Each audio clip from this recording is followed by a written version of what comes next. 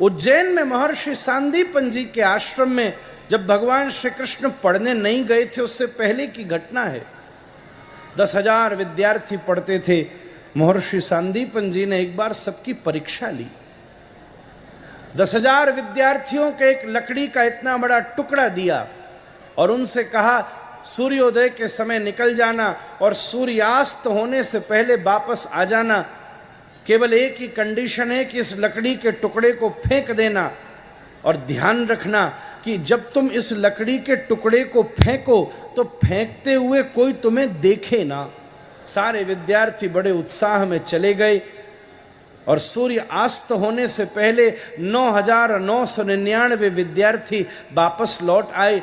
सबने अपनी कहानी सुना दी। गुरुजी, हम नदी में बिल्कुल गहरे चले गए, इतने गहरे कि सूर्य की किरण भी नहीं आती थी। हमने वहाँ उस डंडे को फेंक दिया। हम एक गहरी गुफा में चले गए, बड़ा अंधकार था, हाथ से हाथ नहीं सूझता था। हमने वहाँ लकड़ी के टुकड़े को फेंक दिया। हम एक गहरे वन में चले गए, बहुत घना वन था। हमने वहाँ लकड़ी के टुकड़े को छोड़ दिया। हम एक पेड़ के ऊपर चढ़े गए, इतना ऊंचा पेड़ और चारों तरफ से पत्तियां ऐसी थी कि हमने लकड़ी के टुकड़े को फेंक दिया। फेंकते हुए हमें किसी ने नहीं देखा। बात है, अभी भी एक विद्यार्थी को वापस आना था, तब रिजल्ट बताया जाएगा। आज सांझ हो गई, रात हो गई, अगले दिन का सूर्योदय हो गया, अगले दिन का भी सूर्य अस्त होने वाला था। तब देखा कि सामने से अभी भी वो विद्यार्थी चला आता था और उसके हाथ में अभी भी लकड़ी का टुकड़ा लगा हुआ था।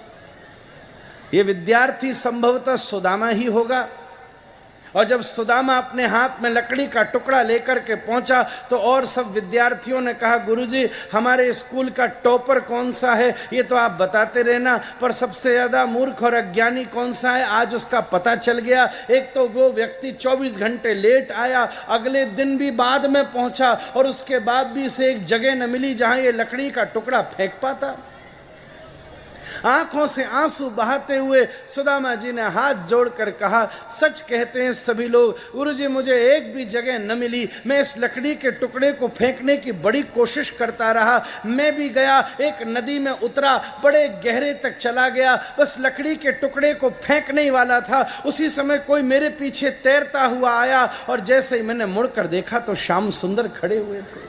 मैं भी चढ़ गया एक पेड़ के ऊपर और लकड़ी के टुकड़े को फेंकने वाला था। उसी समय ऊपर वाली डाली से घुंघरुओं की आवाज आई। मैंने ऊपर उड़ करके देखा, ऊपर मुड़ करके देखा तो ऊपर श्याम सुंदर बैठे हुए थे।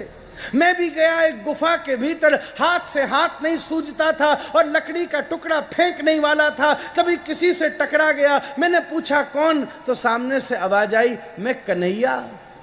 गुरुजी मैं आपसे सत्य कहता हूं, मैंने बड़ा प्रयास किया, मैं पास होना चाहता था, ये टेढ़ी टांग वाले ने मुझको पास नहीं होने दिया।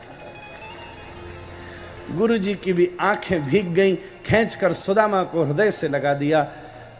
भैया इसके बाद क्या ही कहूं, 9,999 विद्यार्थी फेल हो गए, पास तो केवल एक ये सामने खड़ा हुआ है। देखने की अपनी अपनी अनुभूति है। विश्वास शब्द का अर्थ ये नहीं है कि कहीं भगवान है, विश्वास शब्द का अर्थ है यहीं भगवान है।